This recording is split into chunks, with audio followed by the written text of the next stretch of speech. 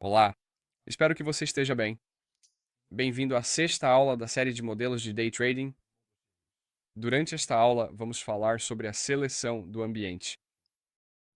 A seleção do ambiente é, de longe, uma das coisas mais importantes para entender e dominar. Porque ter um entendimento completo do modelo, de como ele realmente se parece, das regras e de tudo mais, é simplesmente a base fundamental. É basicamente aquilo que você aplica quando o ambiente certo está presente. Portanto, antes mesmo de você pensar em aplicar as regras que foram apresentadas até agora, primeiro é preciso saber e aprender quando essas regras podem ser aplicadas e quando não podem, porque isso é ainda mais importante.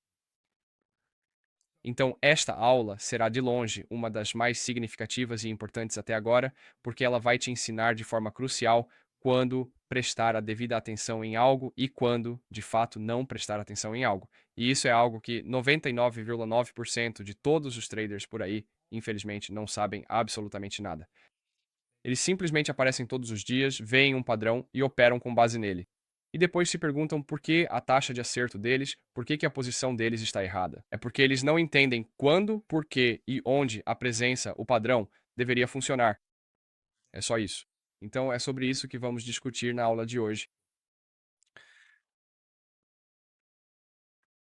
Antes de começarmos, preciso primeiro apresentar um aviso de risco obrigatório, é claro. Eu não sou um consultor financeiro, nem a TOTK, The Ones That Know.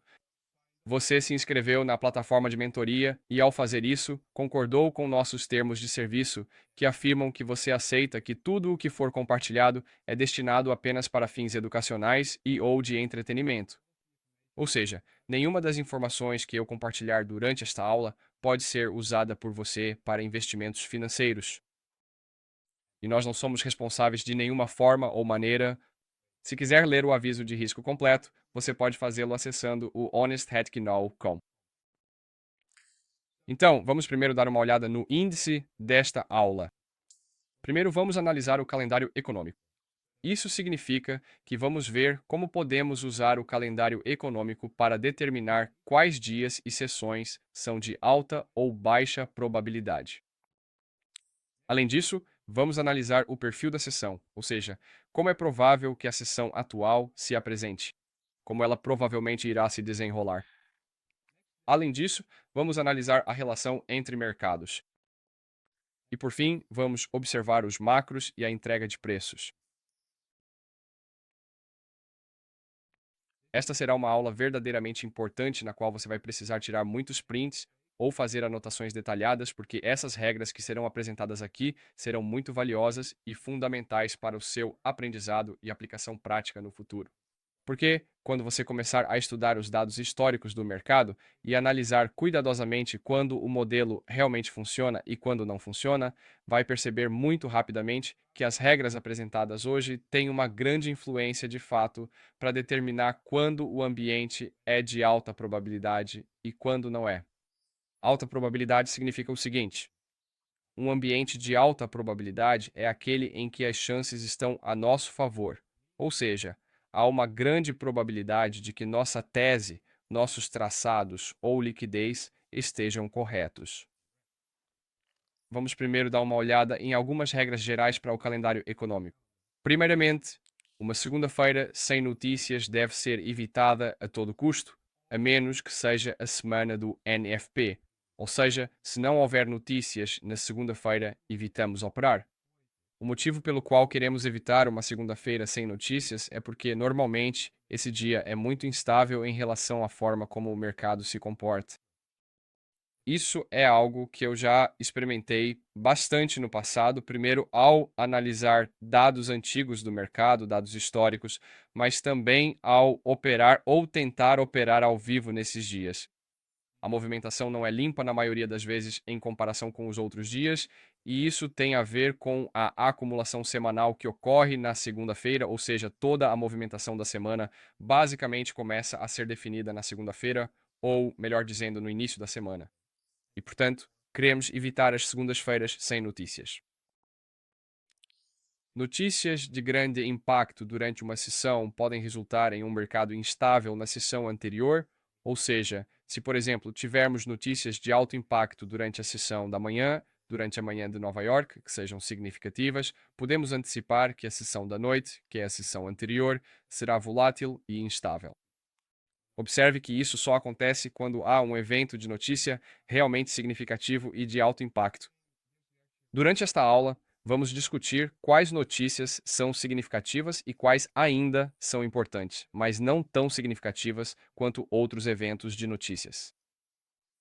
A razão principal pela qual a sessão anterior tende a ser bastante instável é devido ao fato de que a liquidez geralmente é manipulada de forma estratégica para que possa ser utilizada em conjunto com a divulgação do evento de notícia para fins de manipulação. A menos que um modelo de formador de mercado seja confirmado, ou seja, que a fase de baixo risco tenha fornecido fluxo de ordens unilateral, sendo a fase de baixo risco tanto a de venda quanto a de compra de baixo risco, nós não tentamos prever para que o evento de notícia de alto impacto será utilizado. E o motivo pelo qual estou dizendo isso é porque, por exemplo, você pode achar que uma reversão de smart money está acontecendo e que uma notícia será divulgada em alguns minutos. Vamos supor que você acredita ter visto deslocamento se formando no CB. Você tenta vender a descoberto dentro desse CB e então a notícia sai e imediatamente o preço sobe e te tira da posição. O que você fez de errado? Você não esperou por sinais significativos de que o modelo de venda do formador de mercado estava confirmado. E é isso que vemos com frequência. Quando o modelo de formador de mercado ainda não está confirmado, ou seja, quando a fase de baixo risco ainda não foi confirmada, a notícia pode ser utilizada para mais uma alta com fins de manipulação e só então começar a mostrar sinais de que uma reversão está ocorrendo. Quando o modelo do formador de mercado está próximo da conclusão, ou seja, quando já vimos o mercado se afastar após formar, por exemplo, a venda de baixo risco num modelo de venda e a primeira etapa de distribuição acontecendo, e agora estamos na segunda etapa, é provável que a notícia seja usada para forte reprecificação para baixo em direção ao nosso alvo. E o motivo pelo qual isso é importante é porque, ao saber disso e ao estudar isso, você verá em quais momentos as pessoas que operam antes das notícias acertam e erram. Agora, vamos dar uma olhada no calendário econômico para uma semana de NFP.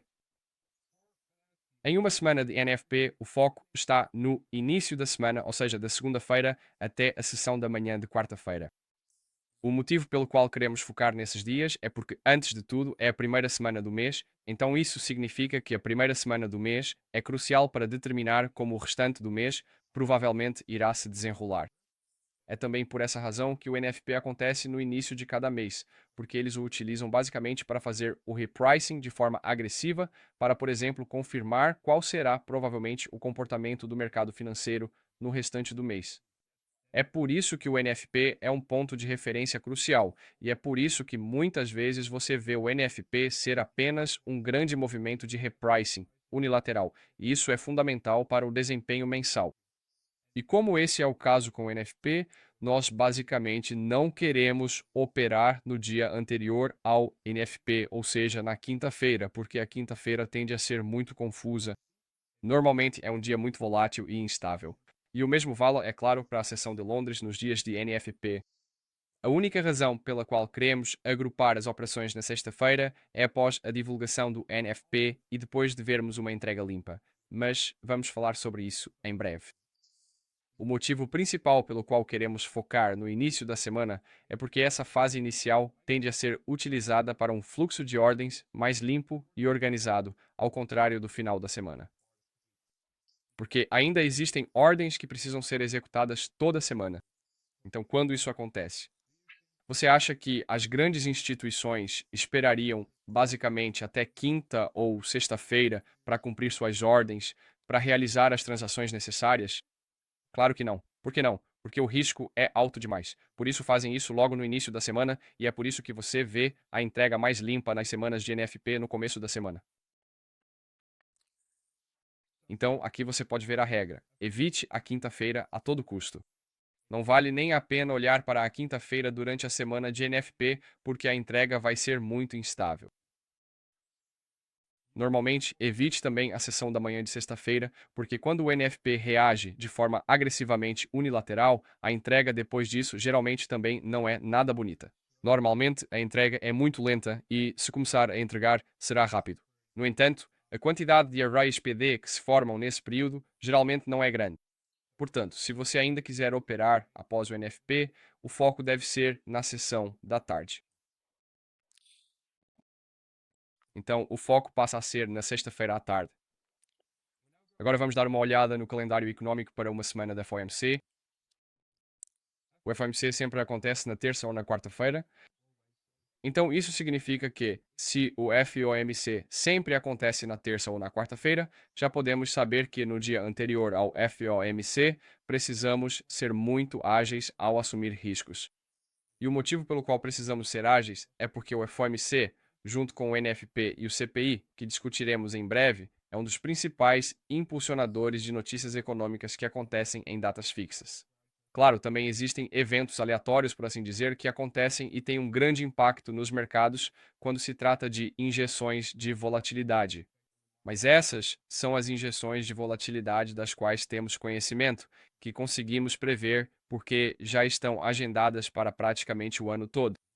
Mas, como sabemos que o FOMC sempre acontece na terça ou na quarta-feira, queremos evitar o dia anterior, ou seja, se o FOMC for na terça, queremos evitar a segunda-feira. Se for na quarta-feira, queremos evitar a terça-feira. E o motivo pelo qual queremos fazer isso é porque no FOMC, novamente, muita liquidez precisa ser criada para que eles possam atacar durante esse evento de notícias. Sempre que houver FOMC à tarde, evite a sessão da manhã a todo custo. Ou seja, se o FOMC for, por exemplo, na sessão da tarde de terça-feira, evitaremos a sessão da manhã a todo custo.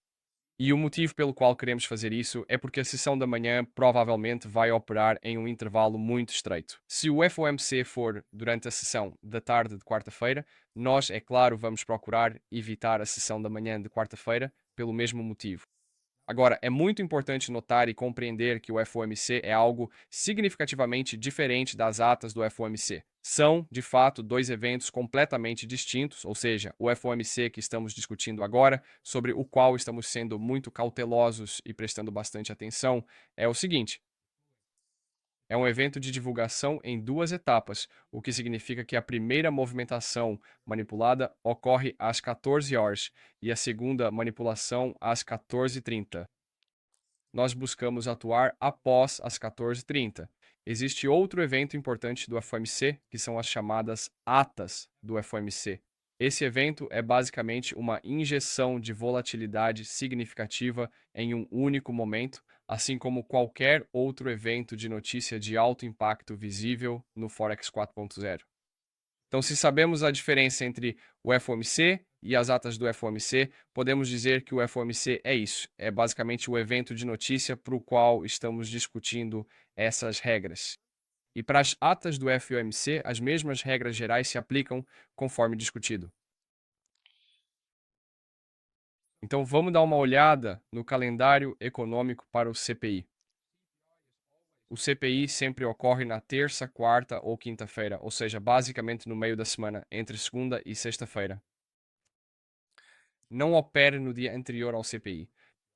O motivo pelo qual não queremos operar no dia anterior ao CPI é porque, novamente, o dia que antecede uma notícia de alto impacto tende a ser volátil, ou seja, a liquidez é manipulada, ocorre distorção temporal e os mercados costumam ficar presos em uma faixa estreita, consolidando para que essa consolidação seja utilizada para a reprecificação durante o CPI.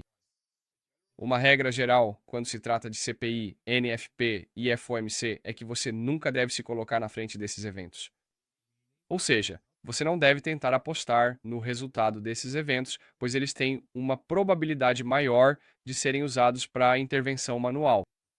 Ou seja, se alguém ou alguma entidade literalmente entra no mercado financeiro e diz: precisamos reprecificar para este preço agora, neste exato momento. E é aí que você vê, por exemplo, um candle de fechamento unilateral, seja para cima ou para baixo, com muitos pontos significativos, handles ou pips, indicando uma movimentação expressiva. Se o CPI for na terça-feira, pulamos para a segunda-feira. Se o CPI for na quarta-feira, pulamos para terça-feira. Se o CPI for na quinta-feira, pulamos para quarta-feira. Agora vamos analisar algo mais avançado, porque as regras para o calendário econômico são bem diretas quando você as entende. E uma coisa antes de mergulharmos no perfil da sessão é que, para o calendário econômico, é crucial que você realmente dedique tempo investigando se o que acabei de explicar para você aumenta a chance de evitar dias de baixa probabilidade e de assumir riscos desnecessários. Porque se sabemos que uma sessão é de baixa probabilidade, por que iríamos sequer decidir analisá-la? Como detectar se a sessão provavelmente ficará lateralizada? Primeiramente, vamos dar uma olhada no calendário econômico. Por exemplo, o dia anterior a uma notícia de alto impacto significativa provavelmente será repleto de sessões voláteis e laterais para gerar liquidez, como já explicado anteriormente. Se sabemos que esse é o caso, se sabemos que amanhã haverá uma notícia de alto impacto significativa, o que podemos antecipar para hoje? Podemos antecipar que hoje será um caos e, portanto, o melhor a fazer é se afastar. Em segundo lugar, uma sessão volátil e lateral geralmente ocorre quando não há uma direção clara de busca por liquidez em prazos maiores. Ou seja, não está claro nos prazos maiores qual é o movimento do ponto A ao ponto B. Portanto, precisamos esperar que mais dados do mercado estejam disponíveis para nos sinalizar qual é o próximo movimento mais provável. Em terceiro lugar, vamos analisar quando a relação entre mercados não apoia um fluxo de ordens unilateral. Ou seja, a relação entre mercados não está mostrando sinais de, por exemplo, o Dow distribuindo para baixo enquanto os futuros de índices estão subindo, ou, por exemplo, os próprios futuros de índices não estarem em sincronia entre si. Quando um desses dois cenários ocorre, podemos antecipar ou uma faixa de consolidação muito volátil ou uma alta resistência a uma busca por liquidez. Nenhum desses cenários é o ideal, pois nosso trabalho é identificar movimentos de liquidez com baixa resistência, aqueles em que você entra e o preço imediatamente começa a se expandir. E por fim, os macros não apoiando um fluxo de ordens institucionais unilateral. Ou seja, os macros nos quais estamos focados não mostram sinais de que o mercado queira reverter ou expandir. Portanto, não se movem em uma direção única, porque se isso fosse claro, se isso fosse óbvio, então, é claro, poderíamos dizer: bem, o único motivo para os macros começarem a se expandir é porque há uma clara atração de liquidez em um time frame maior, e porque o mercado está predeterminado a se expandir durante essa sessão. Mas se esse não for o caso, se esses macros não apoiarem esse fluxo de ordens institucionais unilateral, então é um grande sinal de alerta de que devemos nos afastar, reduzir o risco ou encerrar posições rapidamente, ajustando nossos stops agressivamente. Agora, vamos analisar um exemplo de gráfico onde podemos ver os macros não entregando um fluxo de ordens institucionais unilateral.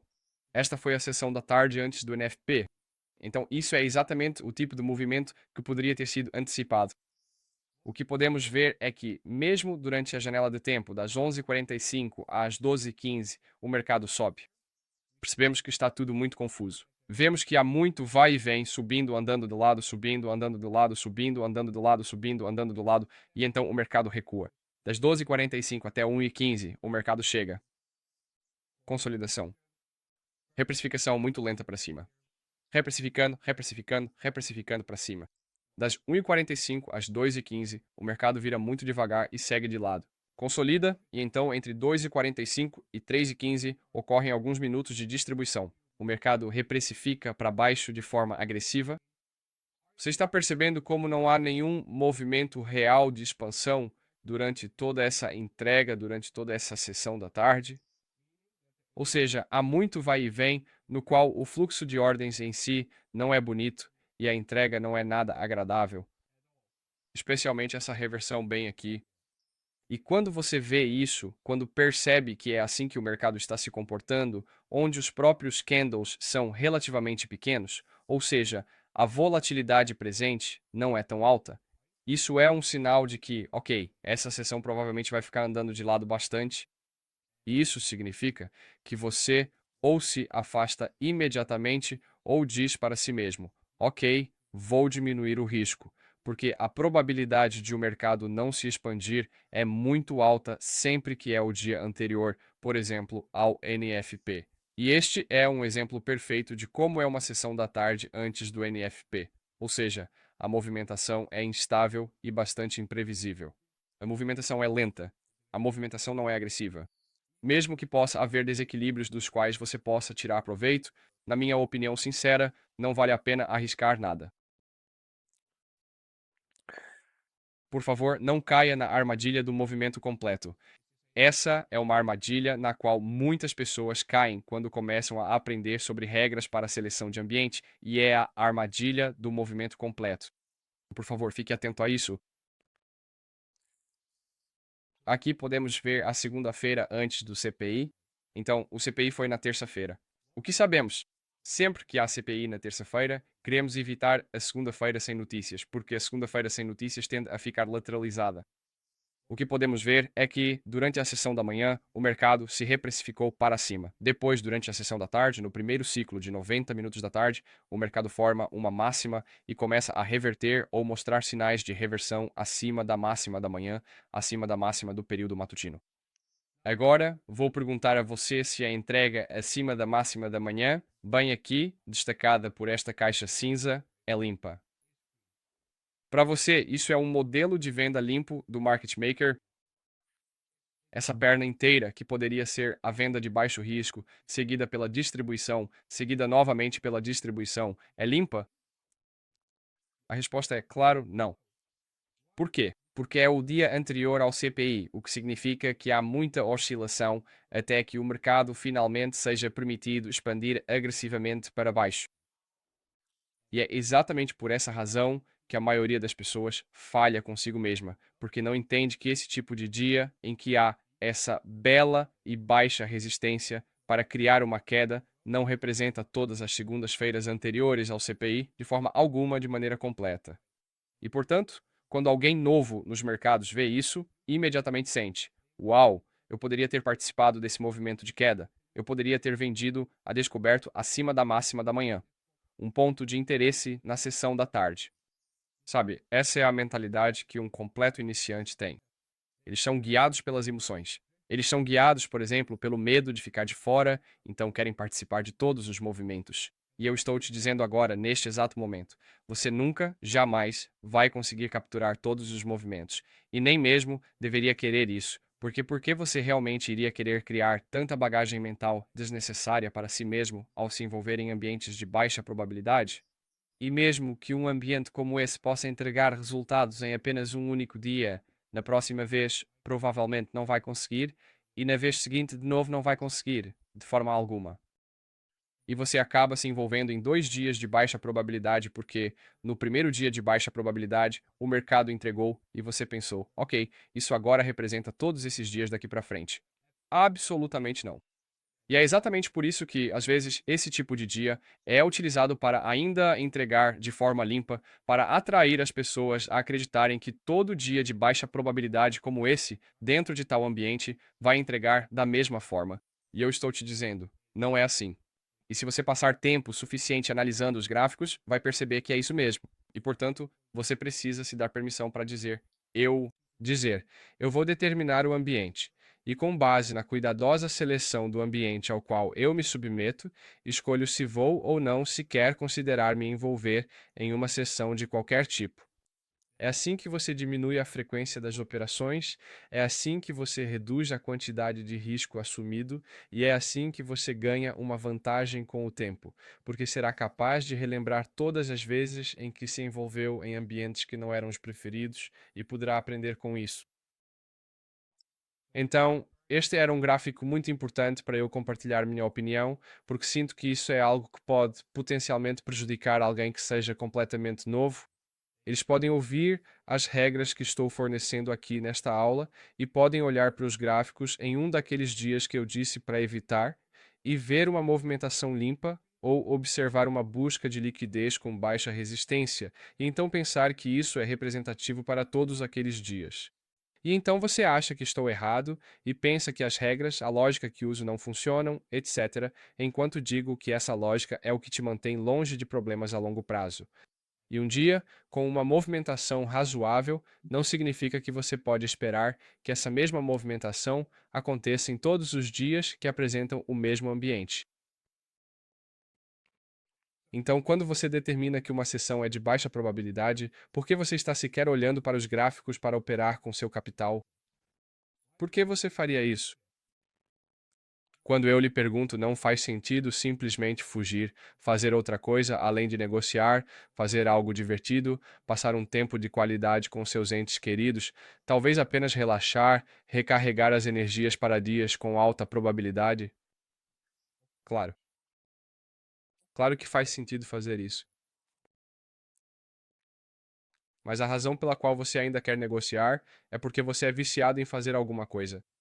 E isso é algo que nós vamos discutir detalhadamente durante as aulas de psicologia que você vai precisar controlar, porque isso aí já é um sinal claro e evidente de um possível vício em jogos de azar, no qual você quer fazer alguma coisa, sente a necessidade, só quer correr o risco, só quer forçar a barra. E isso está errado, meu amigo. Você precisa se controlar, e faz isso simplesmente dizendo: eu só vou me permitir olhar para ambientes de alta probabilidade, dias de alta probabilidade. E isso significa que você pode imediatamente diminuir significativamente a quantidade de dias em que vai sequer olhar para os gráficos, e esse tempo pode ser utilizado para outras coisas. E não é esse o objetivo do trading, não ficar viciado nos gráficos o dia todo? Claro que é. Claro que esse é o objetivo. Ser capaz de determinar que este dia é de alta probabilidade, aquele dia não é, então, portanto, devo evitar o dia de baixa probabilidade. Se você ainda decidir olhar para os gráficos em um dia que determinou ser de baixa probabilidade, diminua o risco significativamente, ou seja, se você tiver um prejuízo, essa perda não vai te preocupar, essa perda não vai te deixar chateado. Essa perda basicamente será considerada dizendo: sabe de uma coisa? Eu estava em um ambiente de baixa probabilidade. Tive uma pequena perda, e é isso. Se você estiver super alavancado em um dia de baixa probabilidade, o peso mental que isso vai trazer não vai valer nem mesmo o risco de ter entrado na operação. E você vai ter que passar por isso algumas vezes antes de entender. E quando você entender isso, e quando passar por essa experiência, você vai voltar a essa aula, talvez em um mês, talvez em alguns meses, talvez em alguns anos, e vai se lembrar de eu dizendo isso, e vai pensar: caramba, ele estava certo. Imagine como seria se você tivesse uma perda desnecessária com um grande volume de risco em uma sessão que você já reconhece como sendo de baixa probabilidade. Apenas imagine como isso se sentiria. Apenas feche os olhos por um segundo e imagine-se passando por isso. Imagine como você reagiria. Imagine como você se sentiria. Imagine talvez a quantidade de suor que você produziria ou a pressão que sentiria. Valeria a pena correr esse risco? Vale a pena realmente arriscar algo em um ambiente assim? Você já sabe a resposta para essa pergunta. É só que a pessoa impulsiva dentro de você ainda está tentando fazer com que você troque dias que não são de alta probabilidade, ou seja, dias que não são os mais adequados. E é aí que o analista precisa estar no controle, não importa o que aconteça, porque a seleção do ambiente é resultado de determinar, ok, quando o mercado provavelmente vai entregar no sentido da forma que eu quero que ele entregue. E a única pessoa que pode determinar isso é o analista dentro de você. Existem três principais motivadores dentro de cada um de nós. Em primeiro lugar, temos o apostador, o trader e o analista. A razão pela qual o jogador está em primeiro lugar é porque essa é a nossa natureza humana. É assim que nossos cérebros foram criados. Somos impulsivos. Nós somos emocionais. Somos basicamente falhos nesse sentido, o que significa que podemos, de fato, fazer coisas com base nas emoções. É assim que os mercados tiram dinheiro de todos. O trader está no meio de todo o processo, porque essa pessoa é quem executa as operações, quem coloca as posições no mercado, gerencia o risco de forma ativa e faz a execução final. E a terceira pessoa que pode estar no controle é o analista. E o analista é aquele que ouve a lógica profunda do som, que ouve seu protocolo e é capaz de fazer coisas importantes e compreensivas com base nisso. Você precisa sempre ter o analista no controle total de suas próprias ações e decisões. Ou como Ice-T sempre costumava dizer, faça o analista estar no comando. Sempre. Porque se esse jogador que você for sentar atrás do volante, as coisas vão dar errado.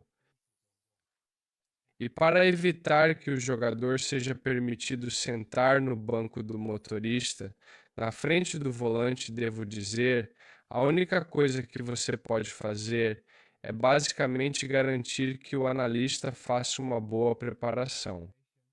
Este é o dia que estou ansioso para operar, este é o dia que me interessa, e então aparecer nesse dia e não aparecer no dia em que você não está interessado. Porque ao aparecer em um dia que você não está interessado, você já está dando uma vantagem ao jogador, porque o jogador já pensa: ah, hoje o trader não está ouvindo completamente o analista. Talvez eu consiga me infiltrar. E isso aí é o diabo, meu amigo. E me desculpe por estar fugindo do assunto aqui. Eu não vou criticar isso porque acho que esse desabafo aí, quando você realmente entende o significado por trás dele e quando você realmente já passou por coisas assim, você vai enxergar o valor disso. E se você é completamente novo, pode pensar: por que ele está fugindo do assunto? Bem, eu acabei de te explicar o porquê. E as pessoas que já estão no mercado há alguns anos, pelo menos já passaram por isso uma vez ou tiveram uma experiência parecida, e por isso conseguem se identificar e valorizar o fato de eu compartilhar essa sabedoria com você. Então vamos dar uma olhada no seguinte: como detectar se a sessão provavelmente vai se expandir? Primeiramente, para que possamos operar de forma eficaz, precisamos saber com precisão do ponto A ao ponto B. Ou seja, devemos ter estabelecido uma liquidez forte e consistente no maior time frame possível, relativo, é claro, ao time frame em que efetivamente vamos operar. Deve haver baixa resistência entre A e B, o que significa que há uma probabilidade de o mercado simplesmente se expandir imediatamente em direção ao nível de preço que nos interessa. O relacionamento entre mercados é importante para confirmar se uma sessão provavelmente vai se expandir ou não. Se você quiser ouvir ou encontrar mais informações sobre o relacionamento entre mercados, eu recomendo fortemente que assista à palestra anterior, na qual compartilhei muitos insights sobre esse tema. Porque o relacionamento entre mercados por si só é um tópico muito importante para ser discutido, compartilhado e pesquisado. E por fim, o fluxo de ordens institucionais em timeframes menores está apoiando a tese do movimento do ponto A ao ponto B, ou seja, o fluxo de ordens institucionais em timeframes menores está sustentando a ideia de expansão do mercado. Conclusão do perfil da sessão. Você deve consultar o calendário econômico, o fluxo de ordens institucionais ou de prazo maior, o fluxo de ordens institucionais de prazo menor e o relacionamento entre mercados para determinar como a sessão atual provavelmente apresentará resultados ou qual provavelmente será o perfil de entrega da sessão atual. Relacionamento entre mercados.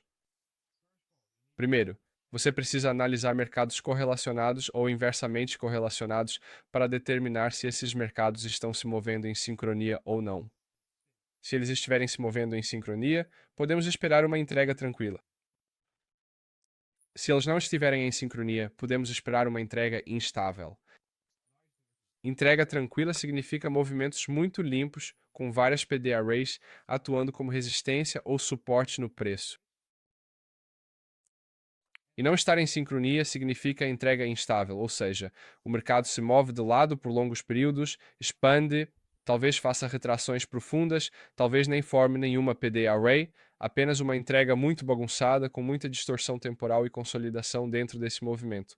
E estar em sincronia significa que os mercados estão se comportando da maneira correta em relação uns aos outros. Consulta a aula anterior se quiser aprender mais sobre isso.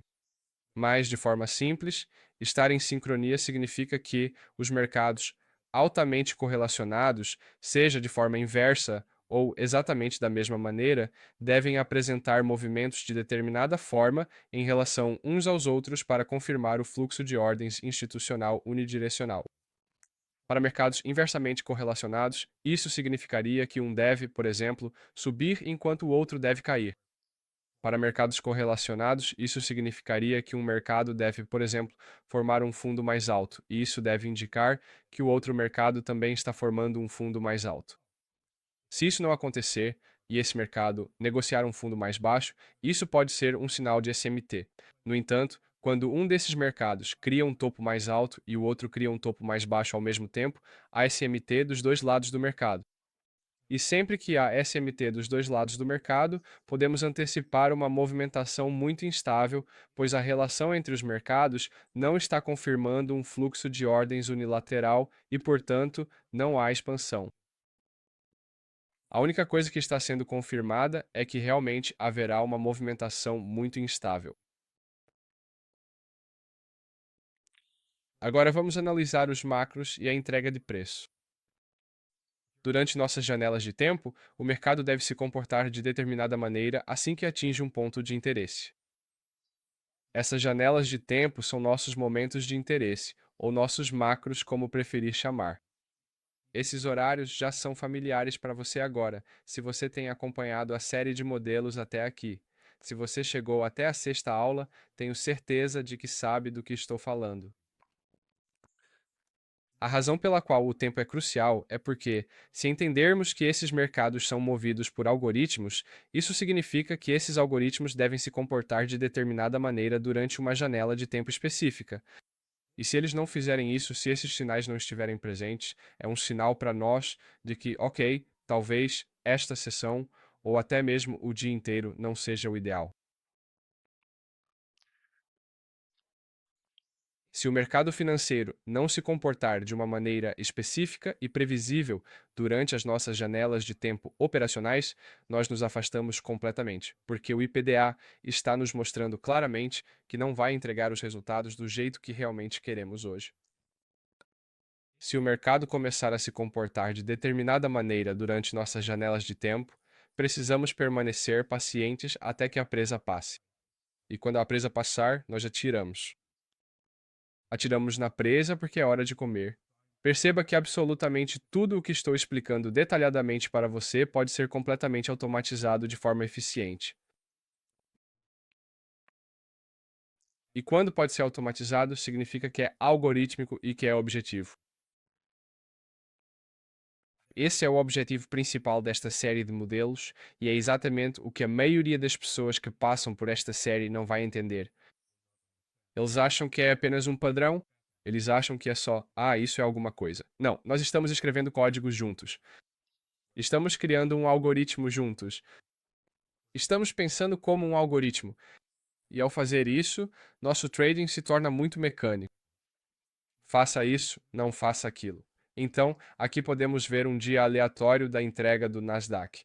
E o que você pode observar é que eu anotei cuidadosamente os macros horários de interesse para nós, que são bastante importantes e relevantes.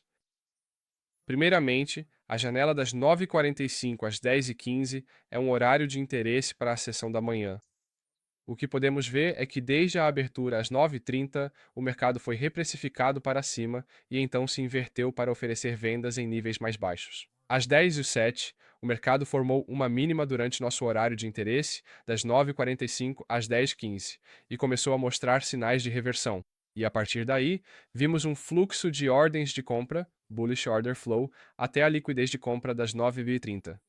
Observe que cada momento de interesse está sendo utilizado para expandir o preço, o que significa que vemos que ele começa a se expandir aqui, para os lados, com entrega muito lenta. Chega a 10h45, pum, lá vai ele mais alto para o lado. Espere. 11h45, bum, expanda. E é isso que quero dizer quando digo que durante nossos períodos de interesse, durante nossas janelas macro, o mercado deve se comportar de uma certa maneira para confirmar o fluxo de ordens institucionais unilaterais. Se isso não acontecer, é um sinal de alerta para talvez mover nossos stops de forma agressiva ou sair completamente. Agora, deixe-me anotar alguns desequilíbrios para você. Você pode ver que anotei 3 desequilíbrios, ou 4 se contar esses desequilíbrios como 2.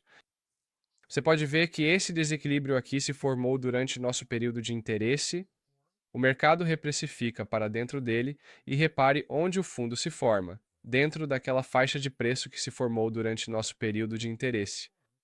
O mercado começa a se expandir para cima, continuando a retornar aqueles dois desequilíbrios. Então chega a 10,45.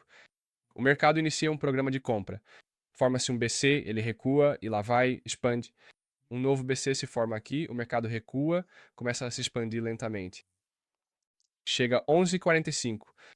O mercado recua para esse banco central, no qual já havia negociado antes, uma compra relativamente próxima, boom, lá vai, e começa a se expandir de forma mais ampla e significativa. O que estou mostrando para você é como o tempo move o preço, como o mercado começa a se movimentar em horários específicos, e isso não acontece todos os dias na sessão ou no mercado que você está observando de forma tão evidente e consistente em todas as situações de maneira uniforme. E, portanto, você precisa entender que isso pode acontecer em outro mercado. E tudo bem, porque pelo menos uma vez por semana você certamente verá essa precisão se manifestar. Aqui estamos em outro gráfico, e o que podemos ver é que, a partir das 9h45, o mercado recuou para um CB que se formou depois que o mercado fez uma máxima após a abertura das 9h30. O mercado respeita esse CB, repare que os pavios estão tocando nele e o mercado começa a se expandir para baixo. Um novo CB se forma aqui após o deslocamento abaixo desta mínima, uma mínima importante. Durante nosso macro, durante nosso horário de interesse, o mercado recua e continua caindo. Perceba que essa movimentação aqui é uma bela entrega algorítmica de preço, onde você vê que cada zona de prêmio é utilizada como resistência para o preço continuar caindo. O mercado financeiro se consolida aqui neste momento e eventualmente pode cair ainda mais, como já vimos antes. E aqui podemos agora observar o exemplo final e mais completo desta aula, que é o seguinte. O que podemos ver é que entre 9h45 e 10h15 o mercado começa a se expandir para baixo. Vários CBs se formam e diversas vezes o mercado retorna a esses CBs e forma topos neles antes de expandir ainda mais para baixo.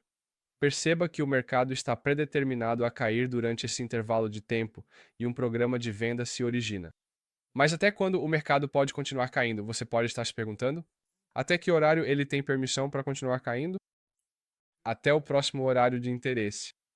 Então, a partir daqui, um topo se forma por volta desse intervalo de tempo e depois o fundo aparece próximo ao próximo horário de interesse. Então, o que vemos é que o mercado se move de um horário de interesse para outro. Topo durante este horário de interesse, fundo durante este horário de interesse. Agora, imagine se você estivesse vendido acima daqui, em qualquer ponto desta área, e estivesse tentando realizar uma parcial baseada no tempo. O que você poderia utilizar para fazer essa parcial baseada no tempo, ou o que poderia usar para determinar quando deveria realizar uma parcial, além, é claro, dos níveis de preço? O tempo. Porque se você sabe que das 10h45 às 11h15 é uma janela de tempo crucial, quando ela chega e você vê sinais claros de reversão acontecendo, você sabe, ok, agora provavelmente devo sair, porque é muito provável que haja uma retração profunda. E é exatamente isso que você vê. Você vê um fluxo mais curto, lindo, onde cada conjunto de descontos atua como suporte no preço e o preço tem um objetivo: reprecificar para cima, voltando até a entrada aqui, caso tenha vendido a descoberto lá em cima.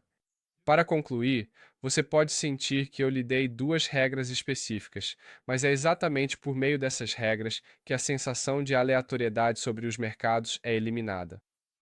Porque, ao se dar, antes de tudo, uma estrutura muito clara através da qual você internaliza a ação do preço, uma lente precisa pela qual você observa os mercados baseada, primeiramente, no calendário econômico, no ambiente macroeconômico, e depois descendo para os tempos gráficos menores para buscar características muito específicas do fluxo algorítmico de ordens, você começa a enxergar sinais que se repetem de forma consistente. E se você vê esses sinais se repetirem, se você percebe essas assinaturas presentes, então a sensação de aleatoriedade desaparecerá automaticamente.